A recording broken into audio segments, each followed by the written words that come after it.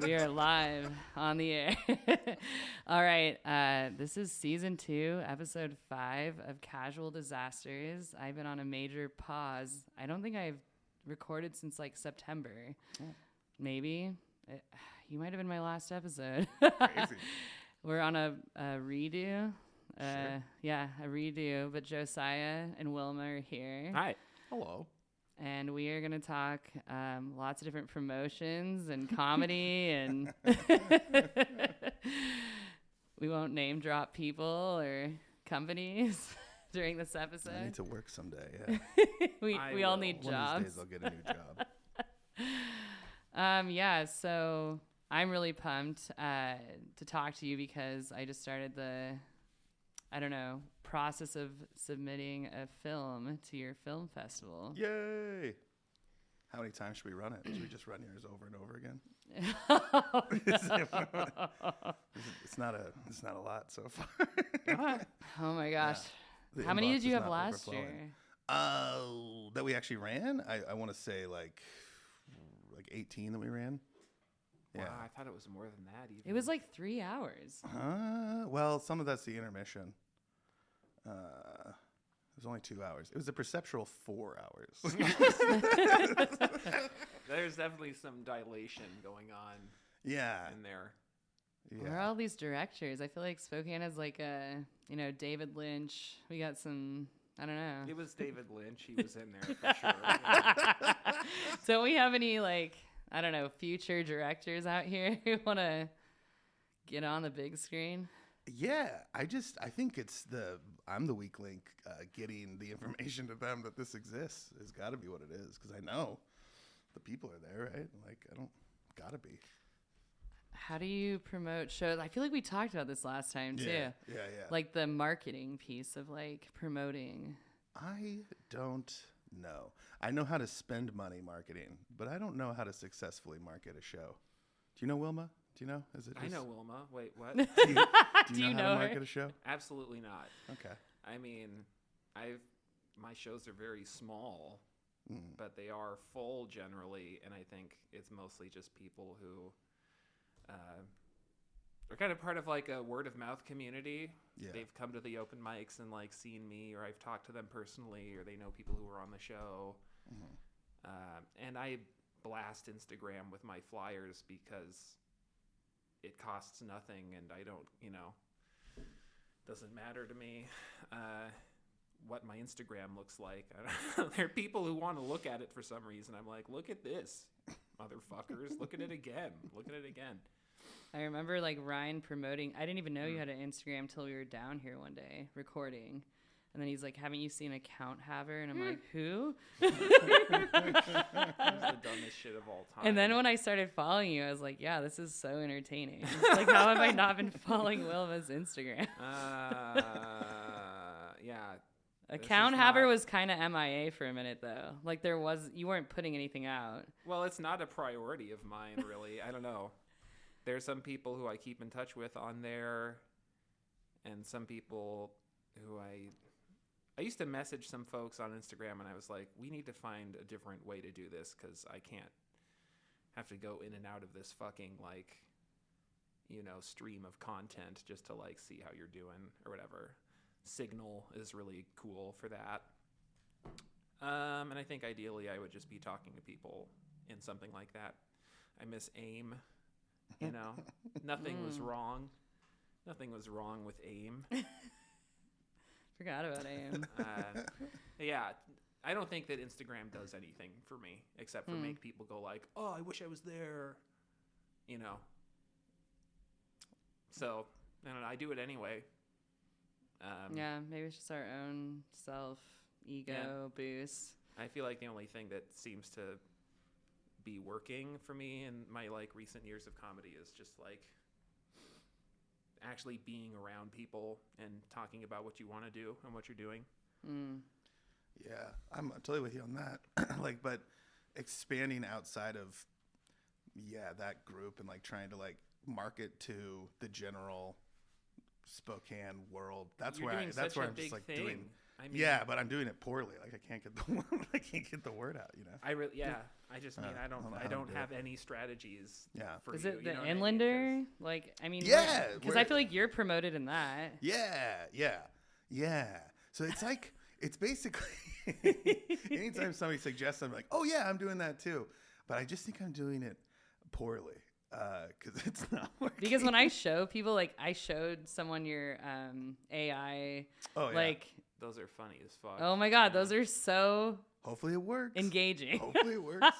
I'm going to be reposting those. I'm just going to get a lot of unfollows. It's going to be no. Hopefully it works, right? Like it's basically for anybody listening, it's like this campaign. It's Terminator 2 spoof. I guess every Terminator. Why just 2? Terminator 1 through 8 spoof. Where basically it's like in the near future, nobody submits anything to the Spokane Comedy Film Festival year 4. So the lunatics in charge, which I guess would be me, and I'm throwing everybody at the Garland under the bus for some reason, turn to AI, and human beings never generate comedy again. We just use AI. So it's basically like post-apocalyptic like message sent back through time, like trying to urge people while there's still time, because as of today there's still 19 days to submit. Because the January 31st is the judgment day when there was nothing there, but in reality it's probably going to be more like February 17th. That's what I thought, because the website says like 2 days before, or not 2 days, 2 weeks before the festival. So the actual film festival is happening on the 21st and the 22nd, and I have been urged to get as many submissions in as soon as possible, so it isn't like just complete chaos to the last second. For so sure. It's advertised as January 31st, but yeah, basically, like last year, if it's any example, there was this one wave of them that came in throughout the year and stuff like that were ready to go. That were a pretty sparse collection, and not all of them were underneath the 7-minute time requirement, stuff like that. And I knew that there was a big push of people, like you were saying, like in my personal network, that I knew were working on stuff. But it was this weird thing where we were running out of time, so I still had to like confirm like other people. So I had a panel of people. We watched what was there, and we sent out official like selections to everybody that we could. And it was still like, oh man, this is enough to like do like a full show. But then everybody else submitted everything like last second. And so like across the board, there was never really an opportunity to evaluate everything and like try to make like the best, like tightest show that we could. So that's why it also went like 2.5 hours long, 3 with the intermission, or 5 from a perception standpoint. Right. So I would love to not have that problem again. I know that Garland would love to not have that problem again, but boy, I think we have that problem again. I just checked again today, and there's like, there's nothing there. And that's not an insult to anybody who submitted. Thank you so much. Yeah, it's great. It's going to probably certainly go in. And it's still just not enough for a whole show, unless we really do turn to the AI, which I guess is an option. How many would make it a full show? I think 82 minutes is like the legal. Like I don't know what the bare minimum is. Oh, Yeah, I don't know. I'm just making shit up. what Garland wants, like as like running something that's like they're the most flex in the world. Like they'll I have the space for, you know, the window that I do. They're not super they're not really dictating anything. They've just mentioned nice to haves that I think everybody's kind of echoed, just that it would be a reasonable length, and that we wouldn't be scrambling to get everything into the machine day of, which we definitely were last year. So I didn't really answer your question because I don't really have an answer, but like they want it to be, I think everybody just wants it to be smoother. Yeah, like a couple hours and good, and that you can hear it. And ideally that people will be there. Well, maybe you'll get more of those triple submissions, quadruple submissions, you know. I might be dicing single submissions into quads. We might. Whoa! Yeah, we might be putting title cards to drag stuff out. No, it's going to be so good. The cup runneth over with great options, listener. It's a great show. You should definitely swing by. I mean, and submit something. Yeah. I really do mean that. I do actually think even. It'll come together. Yeah, it always does. But. I mean, I think anything with a deadline like this, people are gonna push it. We're all gonna push Unless it. they already had something made in their pocket. Yeah. Sure, they'd send it to you right away. But, I mean, people are probably mostly making something for this from scratch. That's what I'm going to have to do for sure. Me too. I'm like, I'm going to take every fucking possible day. Me too. And please, just do it for fun. Isn't it also, I found, aligning people's schedules because I'm using someone else, like as my main star of my movie. Yeah. So it's not just me filming whatever. I got 3 or 4 people now that I had to schedule with just to get to the filming piece. Yeah, it's hard.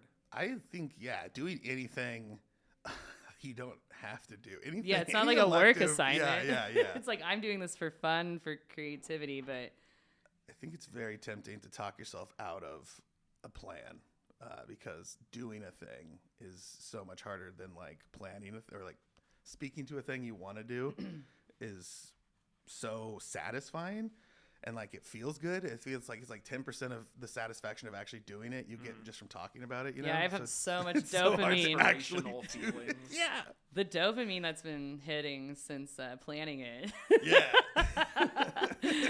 And then I'm like, ooh, when push comes to shove, like the 20th, I gotta be like, because this person, like I'm filming someone else and I have to direct this with someone else. Yeah. Which we're really cohesive, but it's like that whole piece seems like more work than just the fun dopamine I get talking about it. I honestly, I can't think of a thing in my life that I've ended up doing that I didn't accidentally trick myself into, because if I knew how hard it would be, I wouldn't have attempted it. You know what I mean? But it's kind of like, that's why I don't totally think the sunk cost thing is always a fallacy. It's like sometimes you have to just keep going because you've already started something. I don't know if that makes sense. But. I also feel that way because I've already mentally processed through so much. It's like, I can't give up now. Yeah. I've had too many... Exactly. Much time allocated in my brain to this. Yeah. Think of all the cortisol coursing through me right now. What was that for if I don't actually make the thing? Let's not waste that. Yeah. I just lost 3 months of my life. Yeah, this disaster that I'm about to show you guys on screen instead and sit through it. That's why I am such a fan of like an arbitrary deadline. I'm used to being on the receiving end of them, but it's like kind of the only reason I've ever gotten anything done is that I had to by a date. So I'm just trying to have that date for all of us. But then I'm like, it's not really the 31st. Just hand it to me day of. It's fine. You know what I mean? So I'm talking on both sides of my mouth right now. You didn't say day of. You said February 17th, but that you prefer that's not what happened.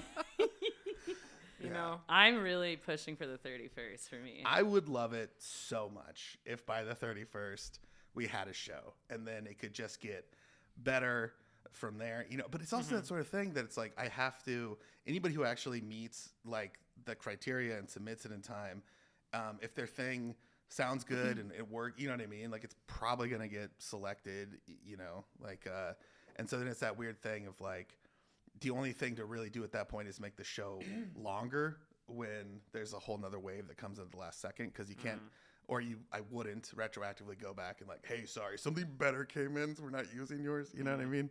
Like, the biggest criticism I've gotten, which I think we're dancing right now, is that basically everything makes it in. Because I love Spokane. I like that you... Yeah. That would not be my criticism to you. Oh, let's hear the real one then. No, I upgrade the criticism to be more palatable? What if you retroactively you told the bad ones? Yeah. You go, my God, it got changed. It's actually at the Magic Lantern, and you gotta go down there, and it's just them. And they have the shitty version of the film festival alone. Yeah, you have a part 2. And they're like, he could never. His heart would break. Can't believe only 5 films got in, and I was one of them. They're on top of the world. Oh, God. So you gaslight them. Yes. That's one of those ideas that's better to not do. Only those are the kinds I have. I like your mentality of everyone's in. Yeah, there's definitely it's a disappointing amount of really shitty, can I use the S word? Yeah. Can I use coarse language? Just biggity, it's explicit bullshit. Just stuff that Oh, you've blocked things from coming in. That's so. yeah. So they should be. And not you enough. don't let everything come in. Yeah. Actually, we should say that. Yeah. Because you won't, and I actually said that okay. about you. That's what we should do for the Magic Lantern is make a racist biggity fest. No, we shouldn't do that. Okay. No, yeah. Right. Yeah. Maybe there's no platform for that at all. Yeah. God, I was thinking like almost a punishment where they'd have to go to watch it though. Oh God. I don't know. Because that would be Our so little terrible. jury didn't like yours, so now you get to sit with the racists. Oh my God. Fine, we'll all go get radicalized together. I was gonna say, do you get just like outlandish things submitted, like random, or has that happened? Yeah. There's been, and some stuff. There's one that I felt really bad because technically it wasn't. It was just really, really gross. Like it was like very scatological and like depictions of they use, I believe, a no-bake cookie to represent. We'll call it number 2. That got all over multiple people. Can I say shit or can I? Yeah, you just asked if you could say the S word. But yeah, it was. It didn't seem right to ask a theater full of people to. It was also really long. Man, like. I'm now I sick. kind of want to liked see it, this. But it was just. You knew it was gonna be like. I wanted so bad to make it work that because it was also like what somebody sent one in that's 22 minutes long, like yesterday, and like the audio just. The whole time, and then you could just kind of faintly hear the people kind of talking, and when they're facing towards the camera, even if they're yelling, they're not facing the kids. So it's just kind of like it's Wait, and it isn't funny. It's not even. Was there pictures or face, or could you see anything, or was it? Oh yeah. Weirdly enough, and this happens. Like the video quality is usually not where the problem is. The problem is the audio. Like, and something can look horrible. And you can fill it in if you can hear it correctly, but the other way around does not work. Yeah. There's a really great one last year that somebody like took the time. They got like 30 different people like, what does Spokane mean to you? And like interviewed them. And it was like conceptually, it was like the greatest thing you could possibly ask for someone to submit to a film festival like this. But for some reason, the audio, it was painful to listen to. It's like one of those things. It's like whether you have headphones on or you're listening on your phone, listening on television, it sounds horrible everywhere. Like wind and stuff. Yeah, wind, but then just a lot of like loud bar sounds and like people trying to scream over it. But then microphones clip and everything just kind of homogenizes at this like just your lips don't need to be in sync. Just re-record the audio. I don't know what I'm saying. No, ADR those. Yeah, ADR. That whole thing. Bring the bar goers into your house and. Yeah. That was so funny what you said off the cuff. Could you say it again in my home recording booth? You don't sound drunk as much as you did back then. Yeah. I love that idea. You're giving me an idea right now that I was gonna write down. Do it. Just that I like that idea of Spokane. Well, that's the whole reason this podcast exists. Yeah. Like, What are people for this podcast? Sorry. Really? Yeah. Oh. Maybe like a day in the life of. I don't know. Yeah. When you're like racing to get to the podcast studio on time, and then I'm still late anyway. Yeah. Oh my! Sorry, I don't know. That's not very funny or good. No, I was thinking about the crazy shit that I deal with at work before I get on the podcast. Oh yeah, exactly. Yeah. I like if you saw me prior to here, you would be like, "Whoa." Yeah. Like in the counselor role to here. Yeah, I mean that is funny though, because like you have a very serious job and like role in society, but that you are partitioning part of your life to be very silly is I think that's that'd be fun to examine. That could be funny, but now it's spoiled. Everybody will know it's coming. Well, they'd have to listen to the podcast. And if then they would have to come see what it actually looks like. Well, whoever that is listening right now, when you see it, this could be our other I could have 2 submissions. There you go. Hey, by the way, people, you can submit as many as you want. Yeah, and they did last year. I liked yours. That was the other problem. You had to make a Yeah, it was like fill time. Yeah, I was like, all right, well, no one's submitting anything. I guess it's okay to this guy wants me to be in his, so I guess I'll do one role there. And I guess, okay, I'll do this thing. And then like progressively, I ended up in like a bunch of them, and it was a real problem because it kind of looks like I'm throwing a film festival for myself. Well, that's a lot of work for you too, right? Well, yeah, and I don't want to fill hours of. I'd like to submit one this year, but like I have more if I need to like pad it out. But like, boy, I don't want to. Yeah, there was too much of me last year. Would be my. Yeah, it's up there. It's like I have 3 equal complaints with last year. With how many films there were, though, I don't think it felt like. And yours were brief. I hope the construction guy comes back. Oh yeah, Joey Lort. Joey Lort's legendary. Yeah. Oh my God! We should do the knock at the door, and then Joey Lort just walks in the studio, and then I do Joey Lort shtick for 5 minutes. When I went to your house and there truly were Animorphs books stapled to the walls everywhere, I was like, this fucking rules. Swear to God. The construction was actually real. What it was. Or the home renovations. I had a home inspection, and they were evaluating the home property, and having that gigantic wall in my foundation covered by Animorph books, literally. The guy didn't think like, hey, there's probably a crack underneath that. He was like, oh, nice art installation. So. I don't know. Maybe this guy. Yeah. In real life is an actual. I don't know. Maybe he's a fan. Maybe he's the one fan. I love that. Yeah, I hope he comes back for the film festival. I hope so. He might need to go away so he can come back another year. So every other year. Yeah. So people forget. Have a pause. Yeah. Well, he made it in the first 3 years, and damn. Yeah. They're always a different one, but I don't know. It's just like Tim the Tool Man. I don't know, just like. The thing I worry that it might be offensive. Oh. Why?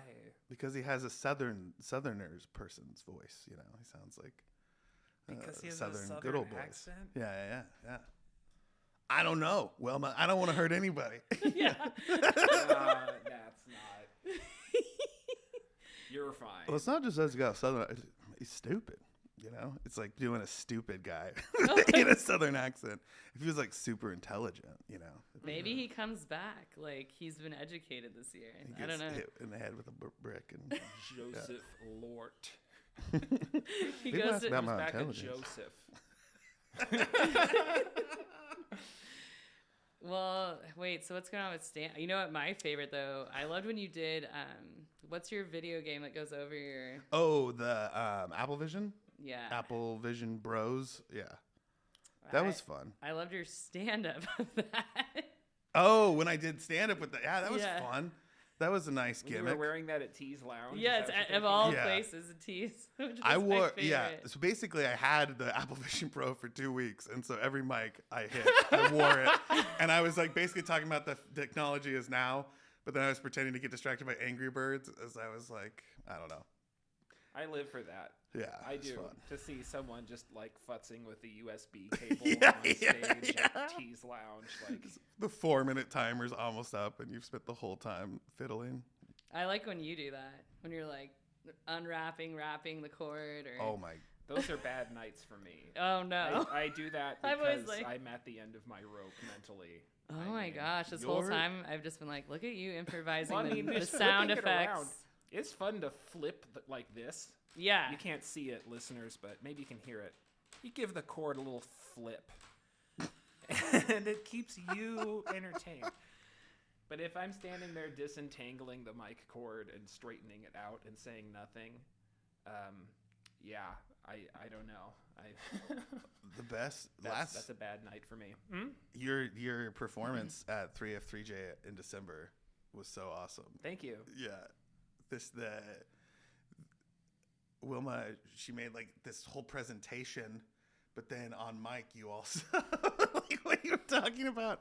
Like basically it was like a PowerPoint presentation that would probably take like 25 minutes to go through all of it. I don't know. You tell me, but like only 3 slides had words on them, and then the rest were just pictures of women. Remember? But the slides There's like 12 slides of just stock photos of women. the slides that did have text had a lot of text to read, and I don't know the exact, but it just the amount of time that you were up there versus the amount of time in the slideshow was like hilariously like disproportionate. I don't know. Like I thought, I don't have the language to capture what you did, but I thought it was absolutely fucking magical. Thank you. There is this amazing element of chaos, but you are completely in control the whole time in a way that I'm not even mad at myself for having difficulty describing it, because it's not a normal thing to describe. It was fucking rad. So I still want the video of that, by the way. I know you have enough on your plate, but oh no. yeah. Uh-oh, Yeah. you I'm taped so over it? sad I missed The reels have been burned. Oh yeah, did you get the new episode of Alf? No, no. I did not tape over it. It's there. The reels have been burned. I threw that computer out. Wait, was this the thing at the Garland? Yeah. Oh, I was so sad because I had jet lag. Ryan McComb I want to homecoming show. Yes. And also Rob Wentz was there. Yeah, it was. But Wilma, you brought it. It was fucking dope. Thank you. And I think that, I don't know, it just made, we're talking about like fiddling with chords and like messing with a USB when it's like the moment, like everybody's paying attention to you and you're like, all right, 1 second, let me get this work. Click, click, click, click, click, Yeah. click. I love that kind of tension. Me I too. decided I I wanted do. to have I my think that's why I phone get alarm excited. going Yeah. on constantly. Oh yeah, that's the other part. That wasn't You were spinning like 3 plates at once. It was beautifully done. I really wanted the mic to pick that up. I don't think it did, but Your alarm going off? yeah, I was like, I'll keep control of my set length by setting a 2-minute timer that will go off 5 times. Very And, professional. Yeah. I don't know. You guys Because do I just this wanted so to make people flawlessly. read my slides while I sort of just like thought about whatever. Oh man. I mean, it really was me trying to solve a problem because like in real time. it's not really like the folks I perform in front of generally. It's not people who I think really knew me at all. And I didn't want to be like, well, yeah, I'm transgender. Hi. I don't know. Like, I was born in Torrance, California. Like, I don't want to introduce myself to people. I just want to go. So I was like making this slideshow that's just full of like basic get to know me material. Yeah, And yeah. I'm like, I'm not doing it. Yeah, Look but at yeah, it. yeah. You Look did at it and get- completely different material, but you kept hitting next on the slideshow. It was so funny. That was fun for me. It was really fun to write too. That was like a furious library computer session. Yeah, I was going to say, if you had that many slides, how long did that take you? Just like, well, and the thing is I wrote a bunch of stuff that I deleted because I was getting like bitter and weird. I don't know. I was like going off a certain edge and I was like, no, let's cut it off right here. It's not enough. And then the next day I was like, oh, right, I'll just put in a bunch of stock photos of women.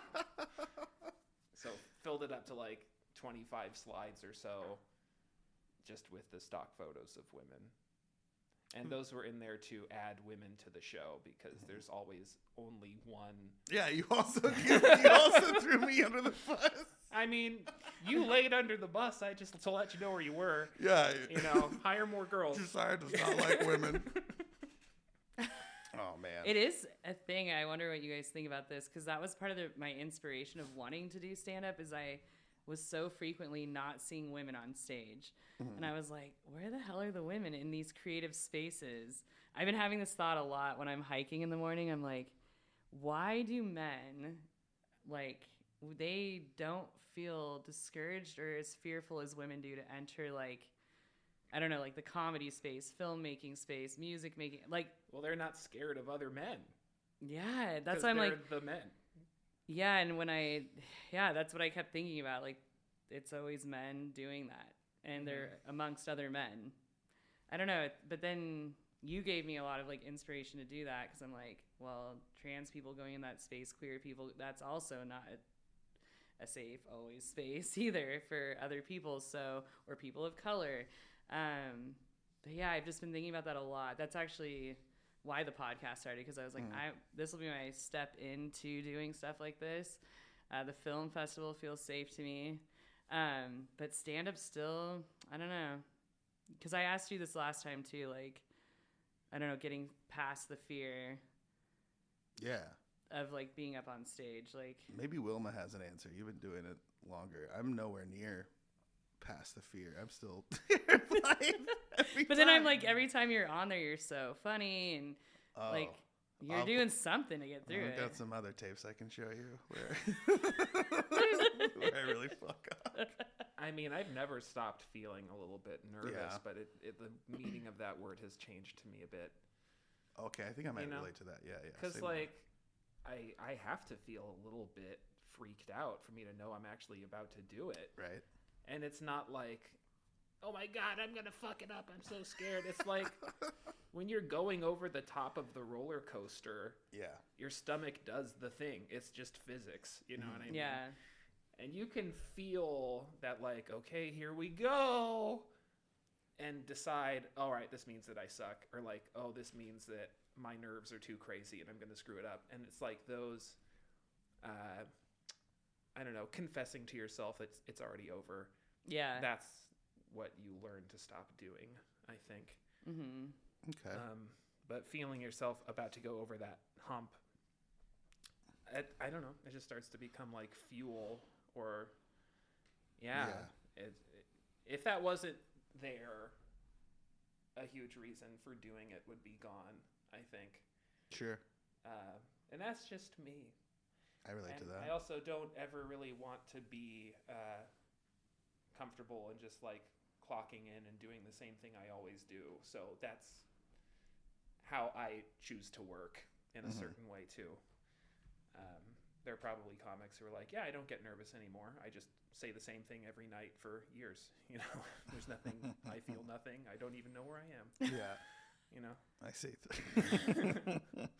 I wonder about that with like tours, like people that go on those big tours that are like big comedians and like that would make. Oh, in the middle of their biggest laugh, they're probably thinking like, my shoes are too tight. Yeah. I can't wait to lay in my fucking bed, you know? But the fear keeps you going, kind of like that. I don't know what that is, but that threshold, like, that's what push I you want. into it. And I think that like the laughs are better when you're taking risks. Yeah, people can feel it. It's Yeah. such a weird, not to get all woo-woo or whatever, but you really do feel, do it. You really do feel everybody's like energy, and like you feel them being burdened by you being nervous, and you feel them being relieved for you when things go well, you know? Like, We do. people really do want to have a good time. They want to laugh. They want to enjoy themselves. And like, I don't know, they're rooting for you. Unless you're really bad, in which case they're like really, if it's an open mic, like they're enjoying the rubberneck factor of like, oh, look at Josiah completely crumble. Is he going to get off stage early? No, he's going to keep going. No one is thinking that. Well, that's why I like watching you. Like, if you're out there in a VR helmet, I'm like, Josiah doesn't give a fuck. He doesn't care at all. He's just doing whatever he wants. No, like, it's that both. gets me excited, you know? Yeah, I like that. Because that's a risk-taking sort of a behavior. It is. You know? For sure. I think that's why I liked it. I think we're all the same in that you want your really weird shit that you like For others. to hit for everyone. Like, that is the kind of the dream. Isn't Not it? everyone, but I like the one like where like a portion of the audience really likes something and like really gets it. Like, that's the best feeling. But obviously when you're getting paid to do it, that's not your job. You have to make sure everybody likes it. So I don't know. Don't fill a room to like only go for the ones who are leaning on the wall. Yeah, just the cool kids, just the counterculture. Who here likes anti-comedy? Everybody else is gonna get a bad deal. You can fill a room with those weirdos. I'd love to. A lot of people are making their living that way. I would love to. Yeah. That's just that's the next phase. Like, I feel like that's once you've found your audience, and I'm still nobody. So you just, you just take. I the didn't mean audience to that's agree there. with "you're nobody." I just went, mm-hmm. Yeah, you're like, yep. "You're a fucking loser." Meanwhile, in my head, I'm like, I'm just nobody. Oh God, I hope nobody agrees with. Oh, They do. Wilma saying, It's kind of hilarious to me how I've heard you like say you're not really doing that much, or like I'm just because you're new to comedy or whatever. But literally, you have like one of the best local shows. You are thanks. one of the funniest people in thanks. open mics and in booked sets because you're wildly original. Thanks. And then you also run a comedy film festival. Like you're doing, you're holding what I thousands mean? of dollars. You're like, pick any 12 open micers. You're worth more than all of them combined. You know what I mean? I still can't look at my parents in the eyes, though. It's still not enough. Yeah, neither can I. You know, Enough, Wilma. Wait. Their eyes are 2 states away from me right now. You can Yours is feel like a them. state away. Is it Oregon? Wait, though, were you raised Catholic? Did we talk about this, or Christian or Christian? Both my parents are ordained ministers. Yeah, that's. and my dad is now with his portion fourth. of the show has been uncorked, My I father, think. the pastor, is with his fourth wife now. They No. just moved to a new place. Because I think last time when we talked, we unpacked the child or Christianity Catholic It's trauma so long bond. ago, I can't remember. No, what all we Josiah. talk- Oh, like you the too. yes. Oh, okay. That's like, why I said we and- can't air this. I threw God under the bus. Maybe he told you to do it. Didn't he speak to you? Didn't he tell you to speak here today? I deserve it, Josiah. Josiah, Just say what's on your mind. don't put women on your comedy show. Yeah. Okay, God. Mr. Old Testament would be asking you to do that, I think. I mean, I would confirm that it's probably slim pickings to get women out there, in there. I don't know. Oh, thank you. Thanks for a little help on that. I think- Weird. How did I get all crummy? Did I do heard that too. Oh, It's crumbly. But thank you. I try. It's definitely not a preference thing. It is a lack of ability to book better. We've talked about this before, so I knew when I was like making those jokes, I didn't mean to be like Josiah fucking hates women. I'm just like these shows generally only have one girl who features, and that's it. And I guilty as charged. The fact that it was like the 11th one we had done is the first time that we had 2 females on the show. It was the first time we'd done that. So Wow, that's huge. both the feature. Well, we had 2 women, but that the 2 main slots that was the feature and the headliner were both women. Oh, I'm excited about that. Yes, it's come and gone.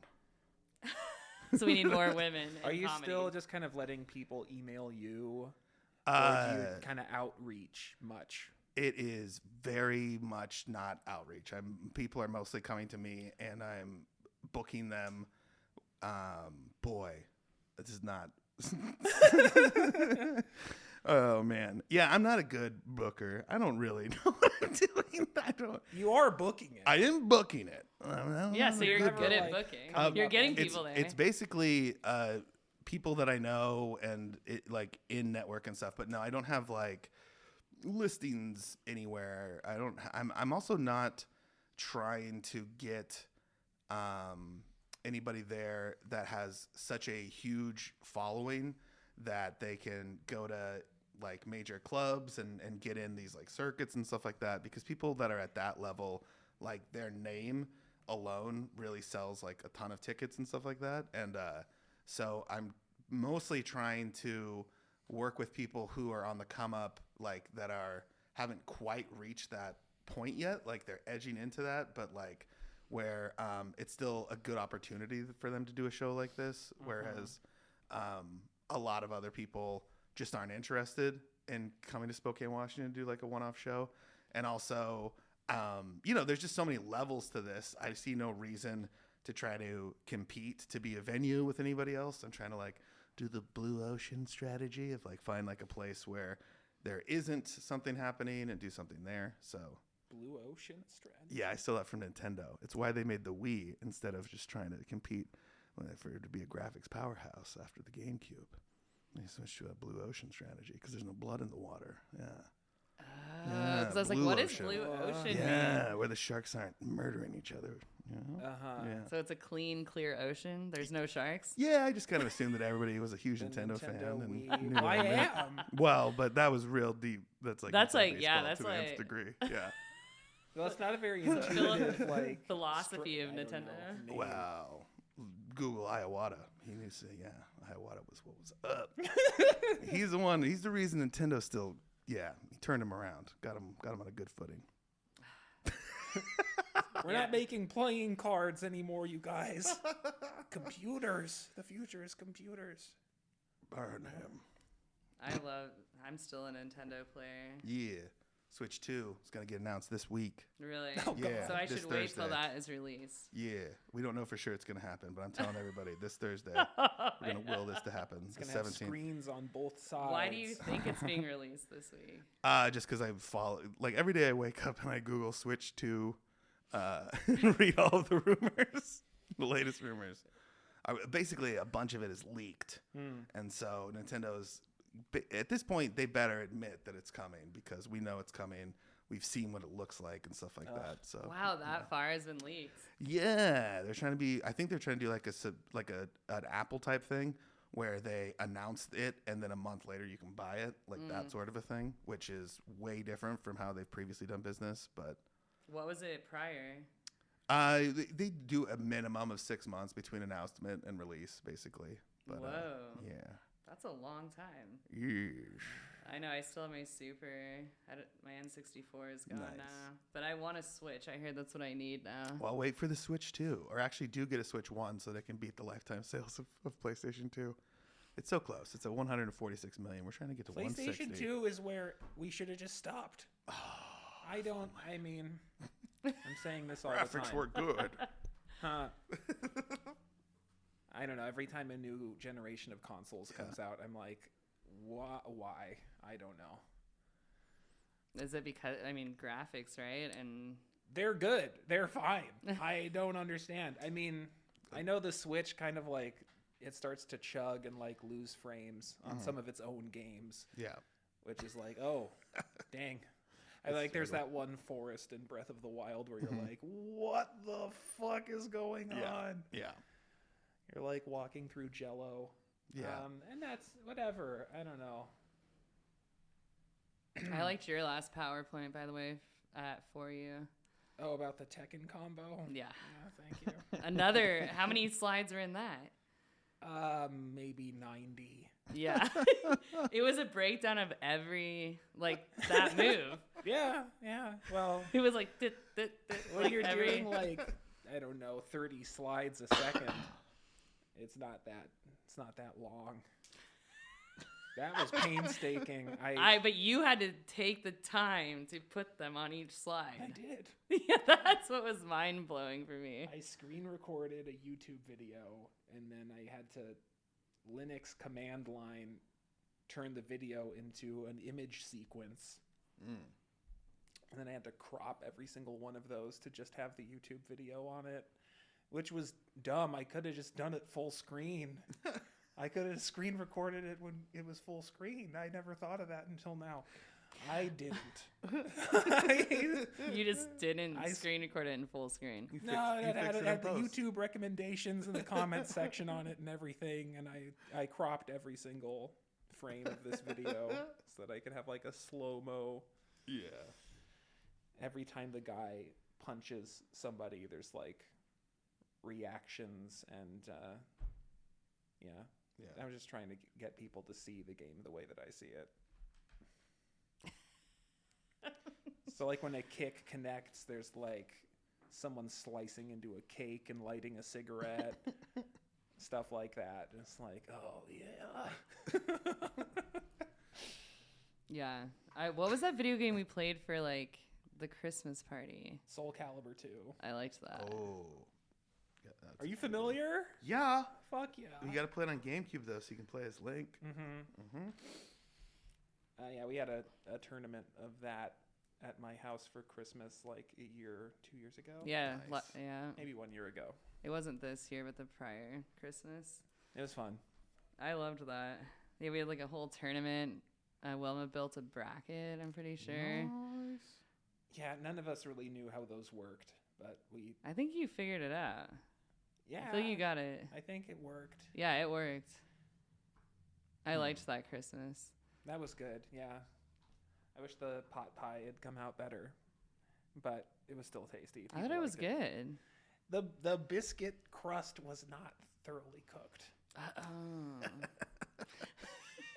I made a biscuit crust. You just took me there. I wasn't there, but now I'm there. Are you there? Now I'm there taking a bite. Yeah, And me too. I You took could some taste the dough. gluten-free flour from work so that I could make it for I you, know. too. So Oh, I you really loved it. I was so happy.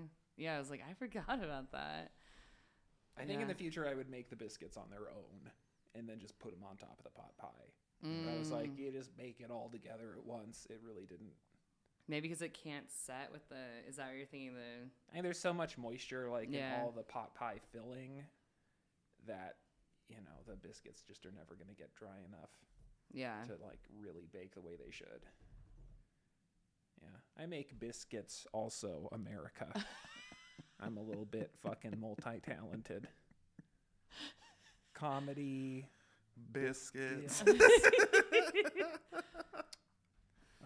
Do you bake? Not well. Yeah. No. Yeah. Trying to think of. Is Megan the cook in the house? Yeah, definitely. Yeah, she makes awesome stuff. I'm trying to think. I've got to be able to make something.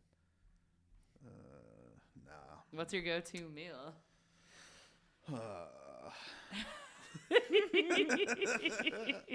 Yeah.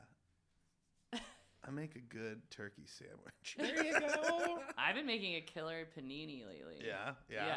I have a panini press, and it's a game changer. I got to get one of those. You need that. Hit up what I can do. Do you guys want to do I don't know. You were talking about comedy earlier. Are you trying to get make that the next move, the career path? Yeah.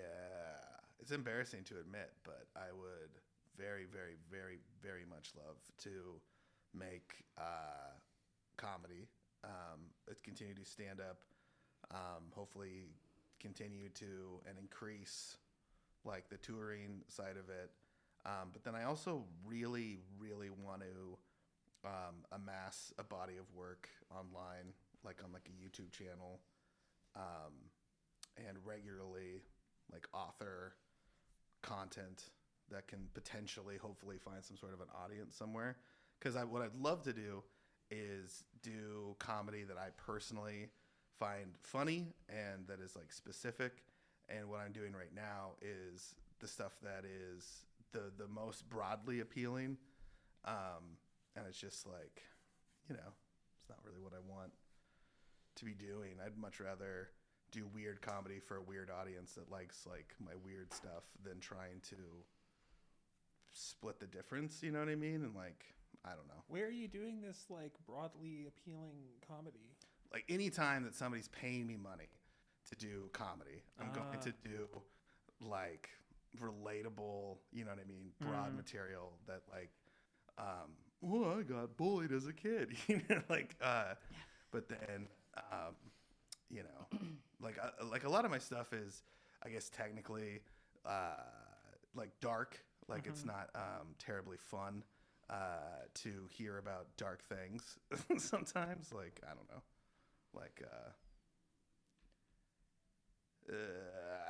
I'm doing a bad job describing it.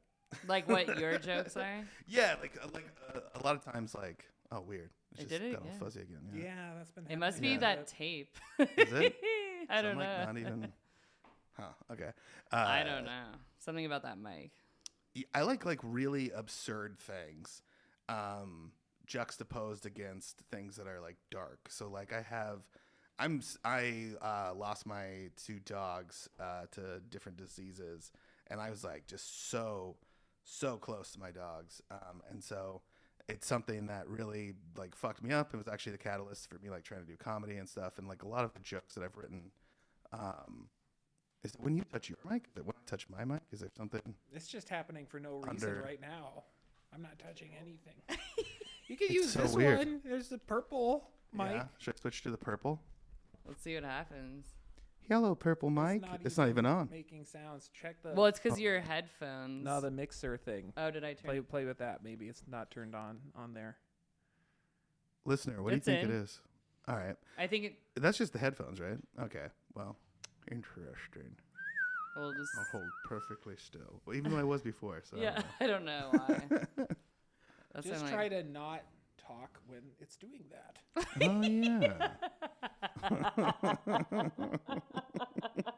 To be honest. There we go. I'll just freeze anytime it does anything.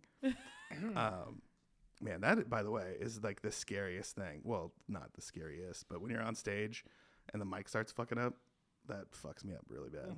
Like it just throws you way off the game. Throws me way, way off. Like one of the worst ones I ever did was at a bowling alley, and for some reason, there's this horrific latency, so that the moment you said something, like a good 1.5 seconds later, you'd hear yourself saying it like on a delay. I can't. I cannot. The worst. And that was like, I was like brand new. That was like in my first year, like one of my first times like going, like traveling to do it, and it was just, it's really painful. See, this is my fear because of like my brain getting distracted. Like that would throw me so off, like that I would just be off the track. Yeah. No, and then I would go to, I can't do this. But like I've tried, like my dog's dying. Like I've written many jokes about dead dogs that to me are my way of trying to heal what is maybe one of the saddest parts of the human experience, is owning animals that are so much better than humans and watching them die 7 times faster than all these other people.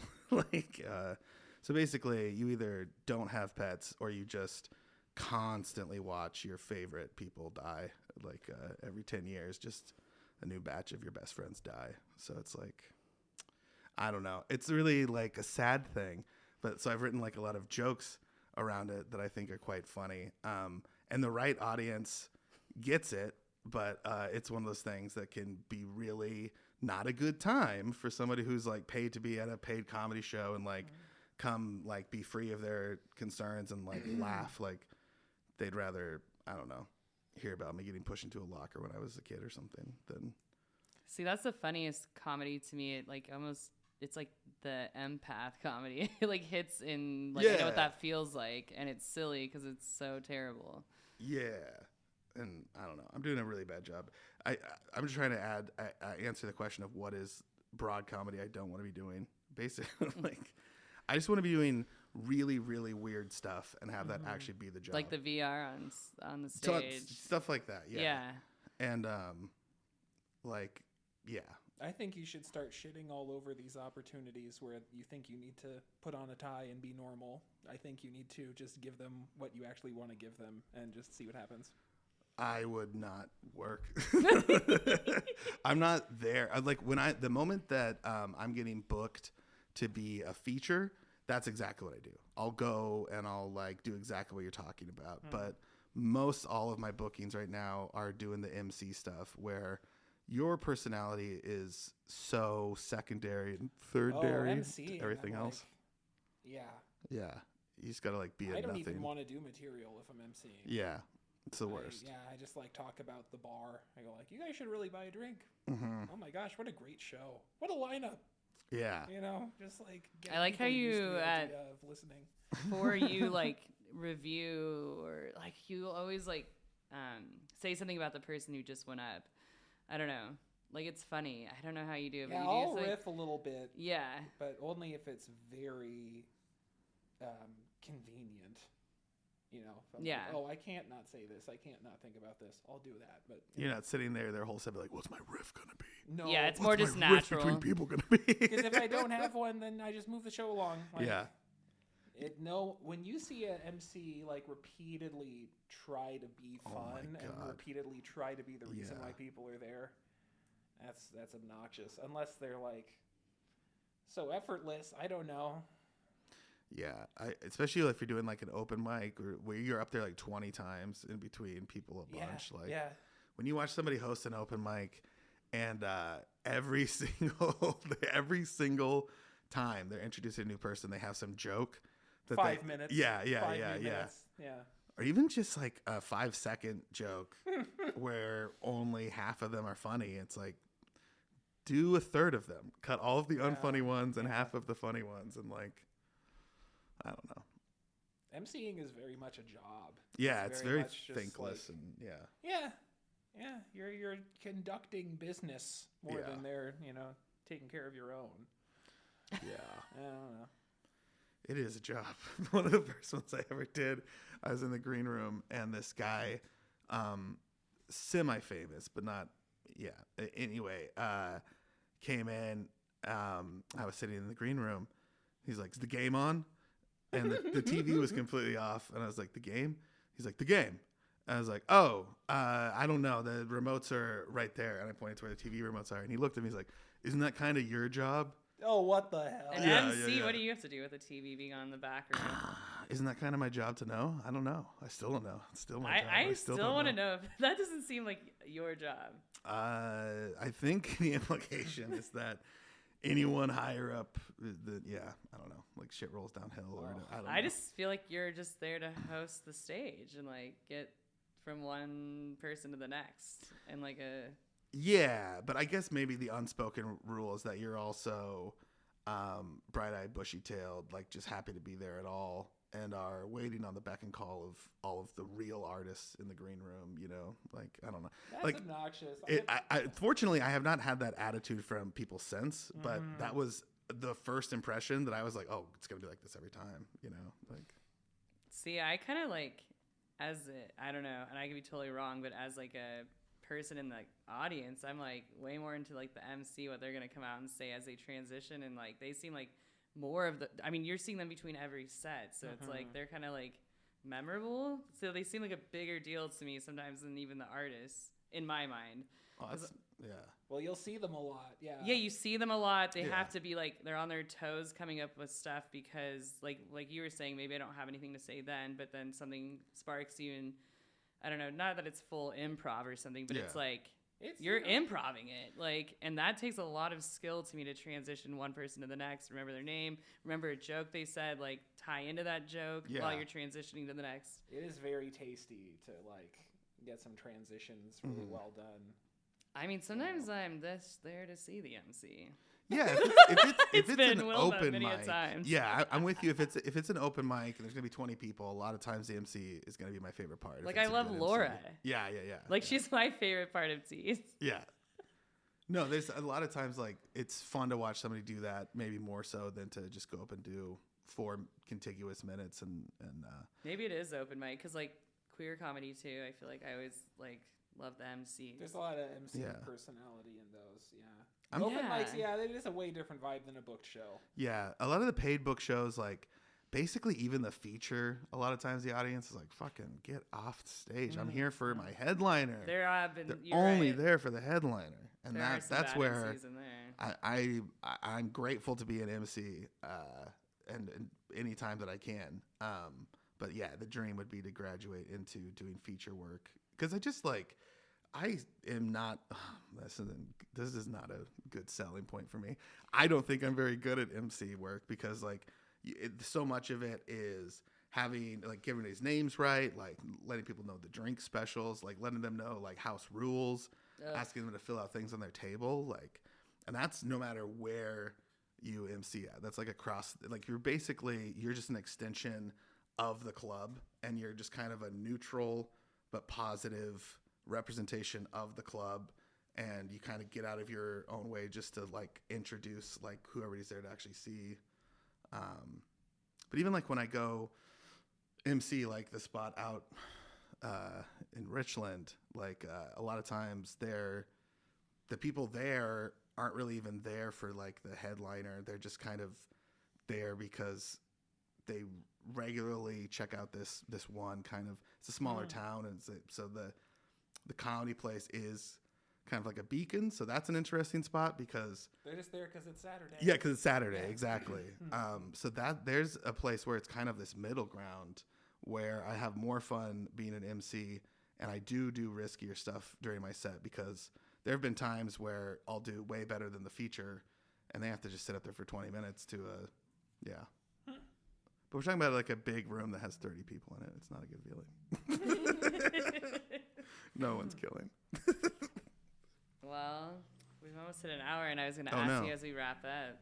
Oh. Yeah. rambled We a didn't lot, really. sorry. No, I like it. I just looked down. I was like, oh, we've hit an hour, and I haven't even asked you about like Spokane comedy specifically, but it is about artists. I don't know. I was gonna ask you. I always ask this like closing question to my guests, like kind of what they hope or wish for the Spokane community. Maybe it's the comedy community. I don't know. You want to go first? Should I go first? Rock, paper, scissors?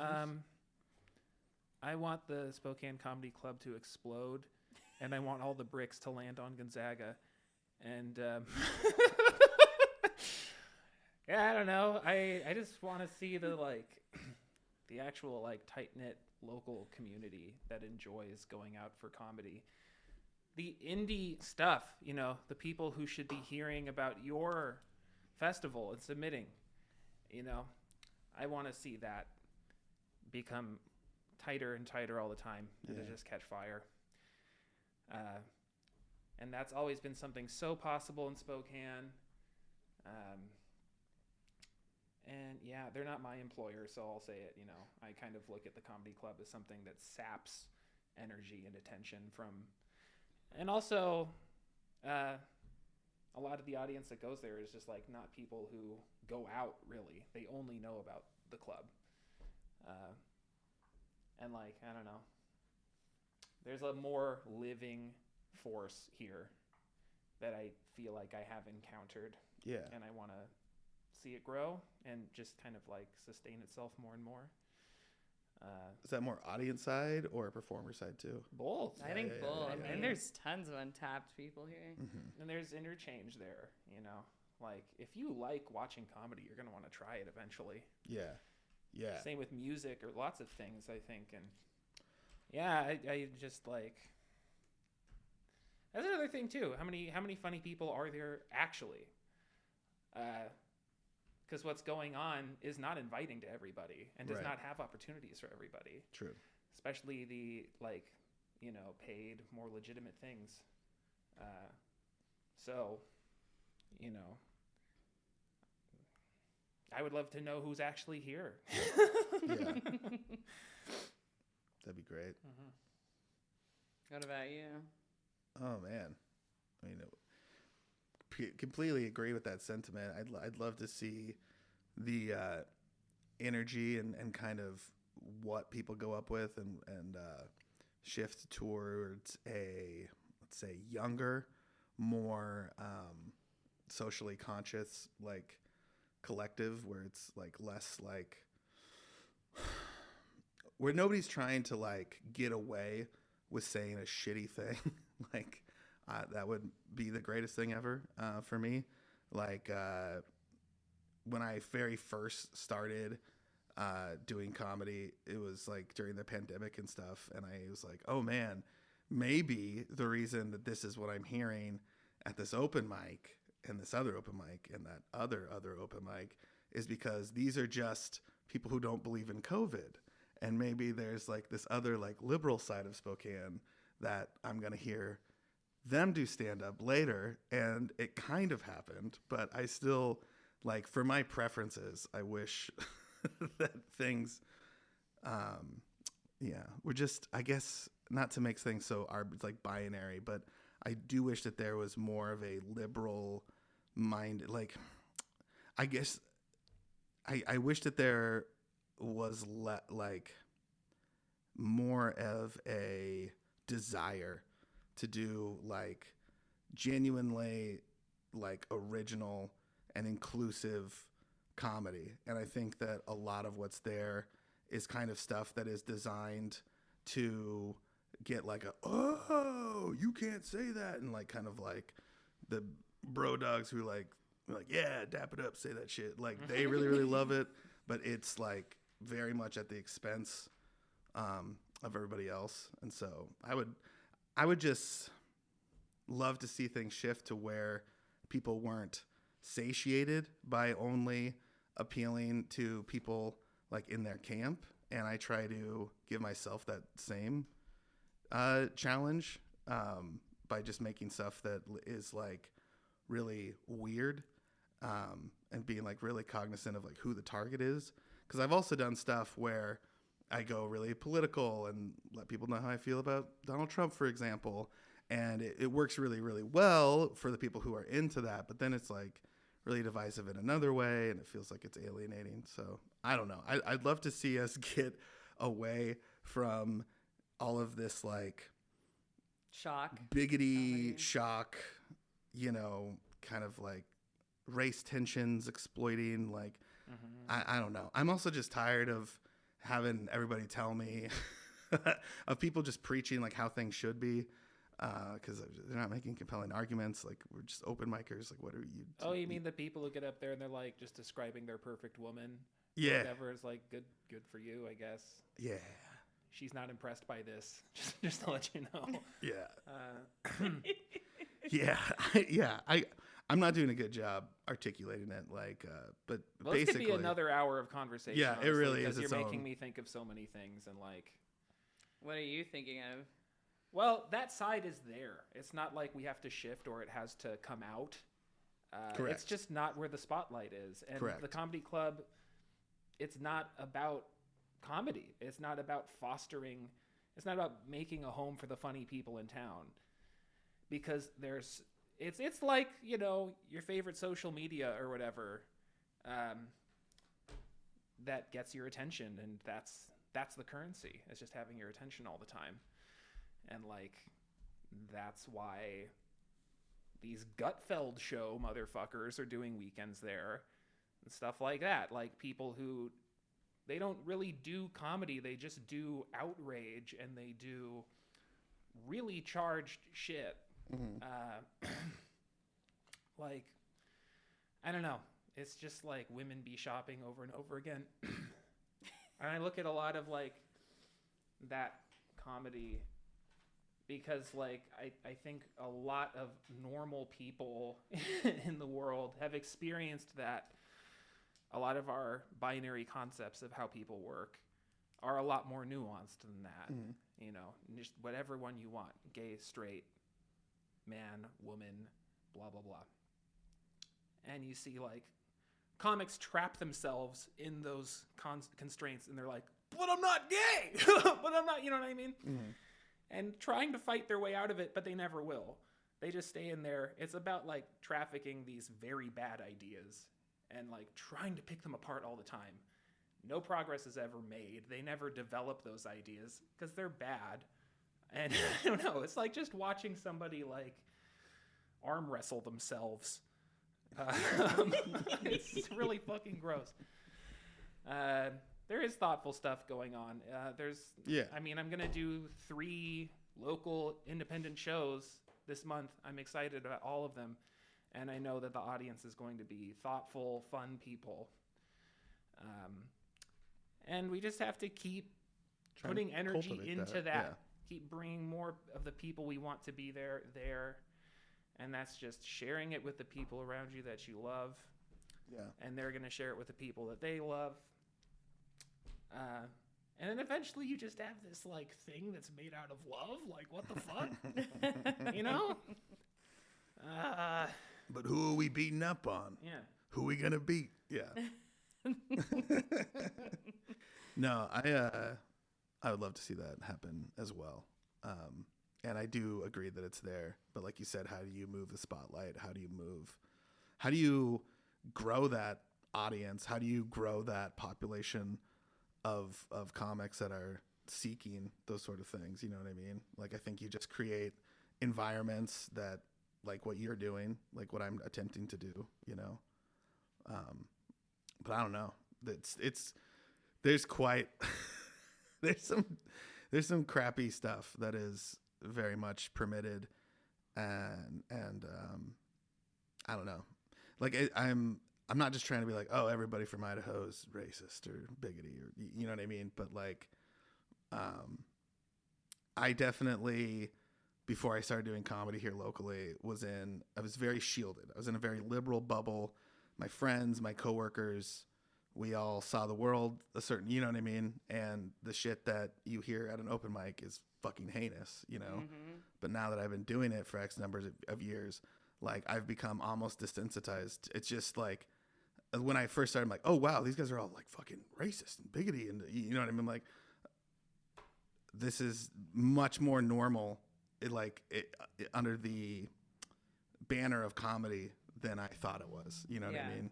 They might not feel those things that deeply, but they're still going to say them because that's the business they're getting into, is the business of people who just like get you going. The part of it too, like you get to pick what you put up, but the audience picks what you keep. Like if they don't, I mean, people are going with what they're going with because people laugh in the audience really, really hard when you say something anti-Semitic. So now that really anti-Semitic thing is now part of your boo. Yeah, what happened? Now that's like part of your whole your act. Sorry, I'm getting it's people are gonna feel like I'm talking about them specifically because I am, but I'm not trying to in a way they can. Hey, here's a tip: you could change the way you are, and then we wouldn't be talking about you. You weren't born with it. You just decided you would never get attention ever again unless you were a fucking jackass. Take it from someone who's transgender. You can change in your lifetime in ways that surprise even you. All you have to do is want it a little bit every day. I love that inspo. You know. But what do we do? I mean, I guess you just be funny without exploiting those things, and hopefully that changes the goal line for everybody. I think if you're doing it because you think it's fun, you're gonna have fun thoughts. But there's a lot of just like attention seeking and like wanting to be famous and wanting to make money at it. And then you don't even know the difference between a racist laugh and like a thoughtful laugh where they're like, whoa, nice job putting that together. That's a kind of laugh that is so much richer. Yeah. And when you just like tickle somebody, they're laughing too. But you know what I mean? Yeah. That's not the same. And you can hear the difference. Yeah. You should know when you're getting one or the other. A lot of people just tickle, and they don't know the difference because they're just that desperate. You know what I mean? And that's coming at it from the wrong place. You're not doing this because you like stand-up. You like when people like you. Yeah. And that's what you think this is, you know? The tough part is like there seems to be, when you tell somebody that they shouldn't say something like that, because it's like, you know what I mean? Like I've pulled people aside, like in a lot of ways, you're like making it more attractive or taboo if they're that type of person that are going to break that direction. Oh, sure. And so I've struggled to have any sort of meaningful impact when I talk to people like one-on-one about. Oh, I know. Yeah. No, you just have to let them find Jesus on their own. Yeah. Or, we'll have Bring a the civil horse to war water. sometime in the next 4 years, and we'll Oh my see what's God. left after that. And Don't joke about that. I'm not. Oh yeah. Every time January 6th scary. comes around, I'm like, oh fuck. I know, like I was do it listening again. to the Daily last Monday or when that was, and it was so dark. Like listening to like the Insurrection Day like review of when that happened, I was like, oh my God. I was so depressed that day. Yeah. It triggered my whole day.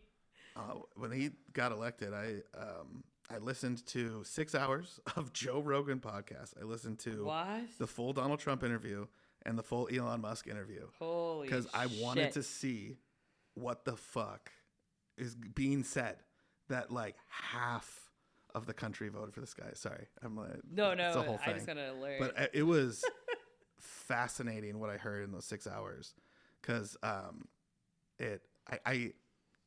get why people think they're doing something reasonable by siding with this. You know what I mean? Like it's a persuasive, cohesive argument that is unbroken in like 6 hours. And I know where the manipulation's happening, but I am empathetic to people who are manipulated by it. Like, I don't know.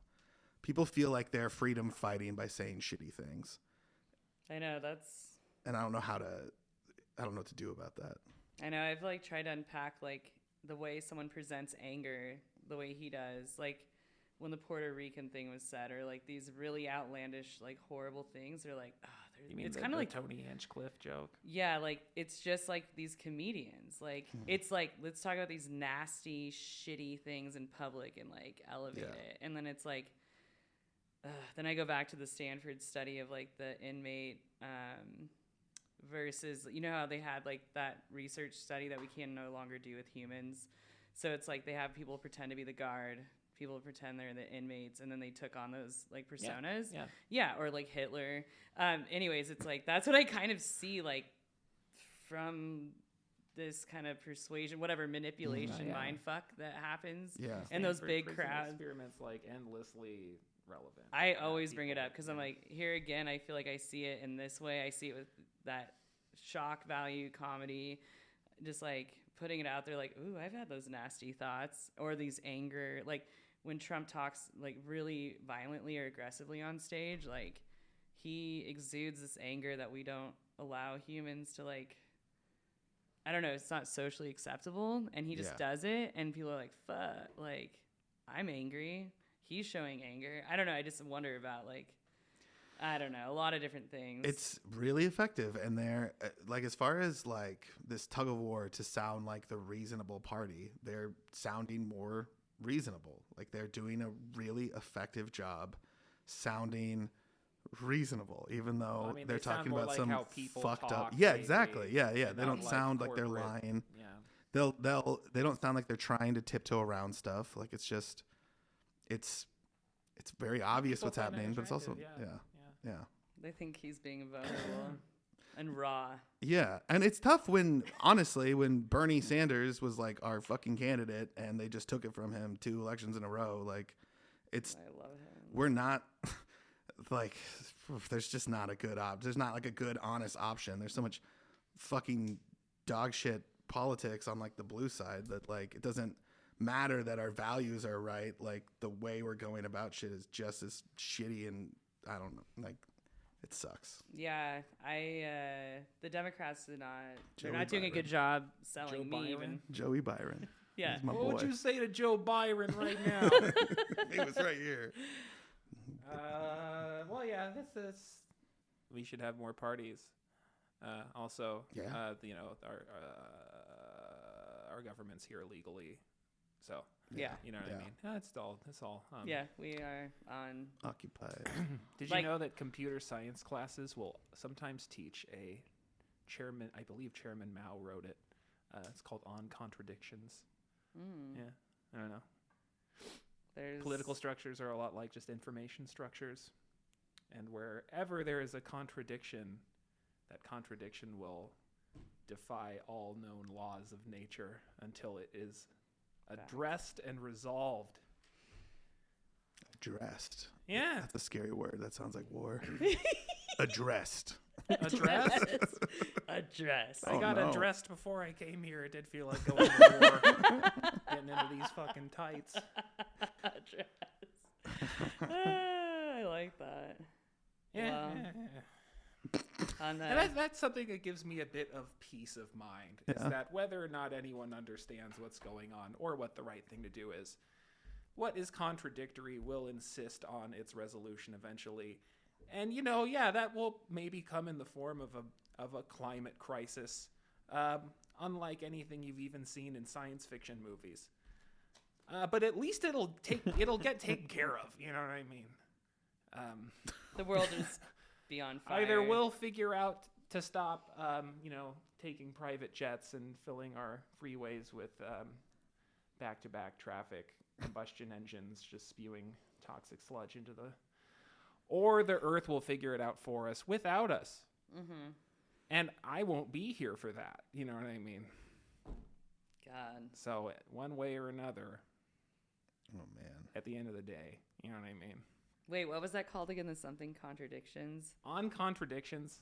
On Contradictions, I believe is the name. Yeah, I really hope I'm not fucking this up. No, I just haven't heard that. I like it, though. It makes sense to me.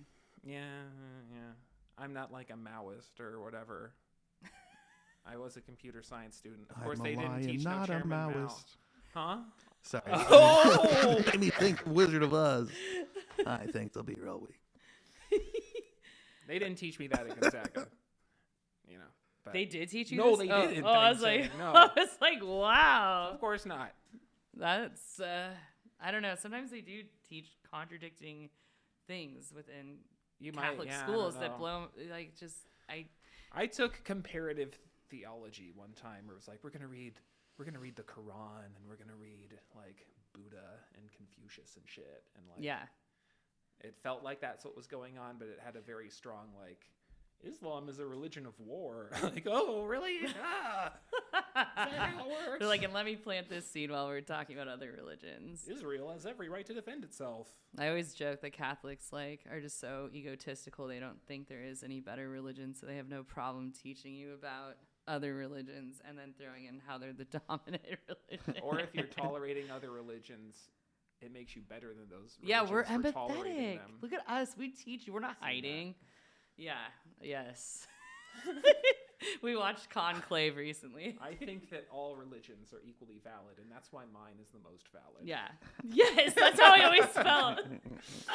And this is why we're not afraid to show you the other religions. We're not competing here. Conclave is funny as fuck. It was.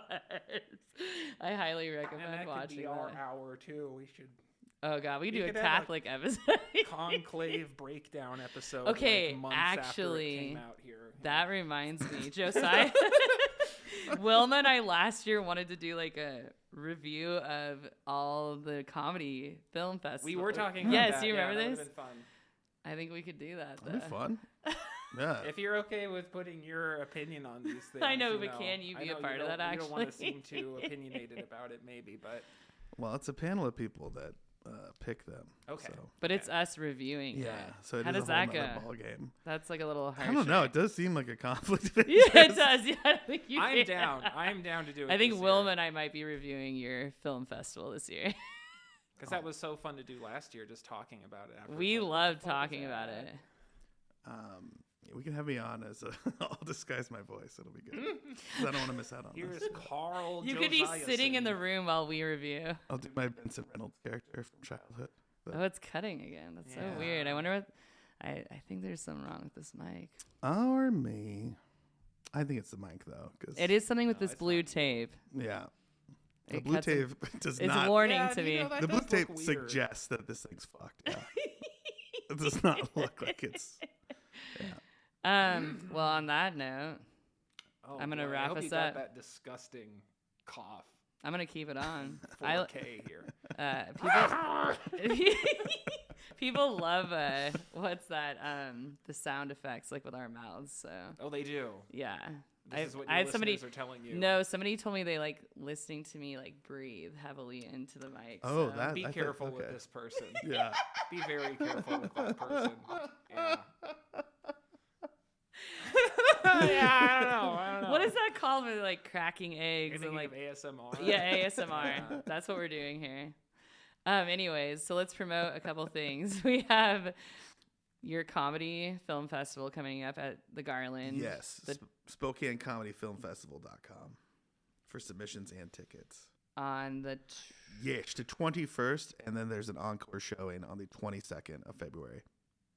That's my mom's 21st, birthday. 22nd.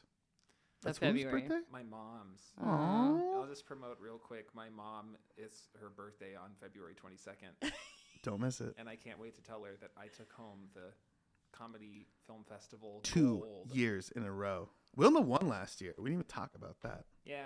You've got a title to defend. Yeah. You I don't care. I don't know about that. I know how Wilma and I got her to win. And then you have how many for you? You have a for you coming up I do. Yeah. I don't know when this episode comes out. Hopefully you still have this time. week. Okay. Well, Wednesday. Oh, this January, week? No, next Oh, week. okay. Wednesday, You have time. January 22nd is my multimedia comedy experience every month. It's called For You. It's the best. Josiah's going to be in it. Aww. And it's slideshow comedy. We got It's really good. Ghoul Productions. They send us videos lately. Oh. And we have a little bit of a video segment. There's improv usually. I mean, we're going to have improv next week. Jake Ferg's back. He's taken the last several shows off, but he's doing the improvised slideshow at the end. And it's a very stacked show. It's going to be really fun. And it's at 7:30. It's at the Grain Shed Tap House, not the one on the South Hill where they make the fucking bread or whatever they do over there. It's the beer place that's downtown next to the Rocket Bakery on Cedar. 7:30, Grain Shed Taproom, January 22nd. And you're Those doing are the details. You're doing Lilac City Live. Yeah, but I mean, When is like that? in the past by the time people are listening to this? Or No. what? No? Okay. Well, come to Lilac City Live on Thursday. That's the 16th. And I will be in it. This Thursday? Yeah. Wow. I know. I can't wait. Yeah, I might put some slides together for it. I was gonna We'll ask. see. Yeah, I mean, Because it's just like, it's a Q&A with you, right? I'm going to sit on the couch for some amount of time. I don't think... You're doing stand-up up top and then an interview after? Or you maybe doing a presentation? I'm doing a set and then Okay. doing... Yeah. Oh, okay, a you small are. I don't Ooh. think it's like a full-blown interview. Ryan was just like, we'll just talk to you afterwards and plug some stuff. I'm Nice. like, Oh, okay. Cool. Yeah, I don't... Yeah. Okay, I didn't know that. That's even better. I'm just Some along stand-up. for the ride. I may bring some slides to it, I like it. but I don't know. You know what you're going to do for that age demo? Age demo? Yeah. Oh, age demo. What is it? Is it kids? What are you talking about? Yeah. Look, last time, the one I did, I had like a PG set because I knew it was clean comedy, but I didn't anticipate that a third of the audience would be like 12. You didn't like tell me it 11 was to clean. like 14 years old. Really? I asked, I said, what's the content line? And he said, PG-13, but if you're crushing it, just go with it. So that's Okay. just do things that are funny is what you're telling me, you know? Yeah. And PG-13, I mean, nowadays you can vaporize half of a planet. Yeah. It's PG-13. Maybe I just got scared. I was already going in PG, but then I saw a bunch of kids. I'm like, okay, cut everything with marijuana because there are actual children here. It's legal. Not when you're 13. But I It's suppose I'm not. not 13. You're not 13. You can smoke all you want. Yeah. Tell them, when you're old enough, you can try it. Yeah. It I should have may said be that. Yeah. habit forming. This product contains chemicals known to the state of Washington to cause reproductive harm and maybe cancer. So don't do a single joke. Just talk about weed. But all that aside, it's pretty great, kids. Yeah. You're going to want to wait. Well, thanks you guys so much for coming on. And yeah, we'll be back soon. I have some cool guests. I have the roller skating crew coming on with me on the 29th. And then I have Frida, we had to rebook, who runs the Martin Luther King Center. And then Adam from the Lands Council after that. So lots of different random guests. So thank you both. Thanks for having me. Thanks, Madeline. Bye. Yeah, that's fun. Bye. Bye.